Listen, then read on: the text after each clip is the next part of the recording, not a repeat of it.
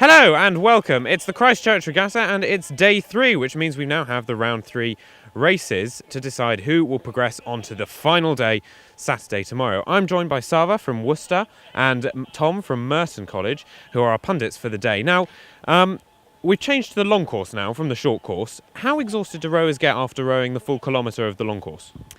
I think it's important to recognise that these are very, very novice rowers, so they're going to get very tired. This is probably the longest piece they've ever rowed at full race pace, so yeah, you're going to get pretty exhausted after the end of this one. And so now all the crews have made it into round 3, which means they've made it into the second half, essentially, of the draw. So how much confidence are they going to be given by that fact? I mean, I think it really depends, because some of the boats will have had like a couple of races where they had a friendly boat, so it wasn't really competitive anyway, or they'll raced against a boat who everyone crabbed and they just had a terrible day, so it wasn't a really easy race. So like, I think some of them will be kind of maybe overconfident, or some of them will feel like very sort of like bolstered by their sort of what they've done so far. Okay, well, we're going to return to the pundits later on in the show, but for now, I have a little explanation for exactly how does a rowing boat work and who's in it. So you might be wondering, actually, what are the positions in a rowing boat? Well, here at the Christ Church Regatta, they race 8-man boats, which of course means there are 9 people in the boat. The 9th person, of course, is the cox. They sit at the back of the boat here, and they're in charge of steering and, of course, motivating the rest of the team. Directly in front of the cox is the stroke seat, and the stroke seat is in charge of making sure they set the correct rhythm of rowing for the rest of the boat. And then behind the stroke seat is the number 7 seat, which is in charge of transmitting that rhythm down the bow side of the boat. Behind number 7 is number 6, number 5, number 4 and number 3, and the central 4 make up the engine room as they're known, and they're in charge of providing the main power for the boat that really drives it forward. And then in front of seat number 3 is the bow pair, seats 2 and 1. They're at the front of the boat and they're in charge of making sure it's balanced and providing the steering as well. And when you put all those 8 seats plus the cox together, you have a boat that flies through the water straight and smooth.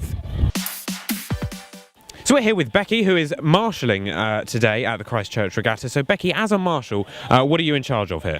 So I'm the Christ Church crossing marshal. Basically, all crews will boat on this side of the river. They'll make their way up to me, and I will hold them here until the race has passed, and they'll cross over to towpath side, where they'll proceed down to the start line. So it's all about keeping the regatta safe and running smoothly? Exactly. There might be some collisions during the races, and we don't want any more outside of the races. That's excellent. Thank you very much, Becky.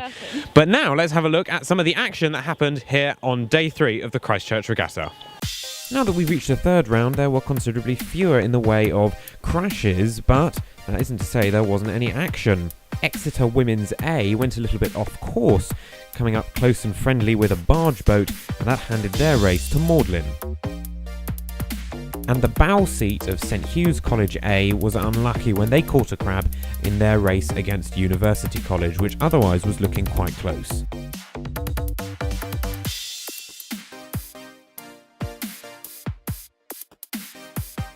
Defending champions Merton Women's A are still in the competition, however, after 2 strong performances in rounds 3 and 4.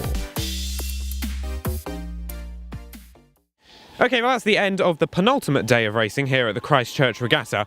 Now, looking towards tomorrow, some of the crews are going to be racing in round 4, the quarterfinals, the semi-finals, and then if they make it that far, the final race. How tiring is that kind of regime on a boat? Well, I mean, especially since most of these novices will have maybe done some of them will have done 2 or 3 proper outings before they get here, and they've already raced the 3 days before. It's pretty tiring. If they do make it that far, then good on them. Yeah, I think none of them will ever have done as much rowing as they do on the final day of Christ Church Regatta, and at the end of the day it's going to come down to who wants it more and who can push through what is going to be a pretty hellish race, to be honest. And that's what it's about, grit. Yeah. So the final is a bit of a war of attrition rather than a fine display of the best rowing that can be produced. Yeah, the final is generally one of the slowest races of the day, despite these being the 2 fastest crews, because they're just exhausted by that point. But no, it should be very entertaining to see how they do.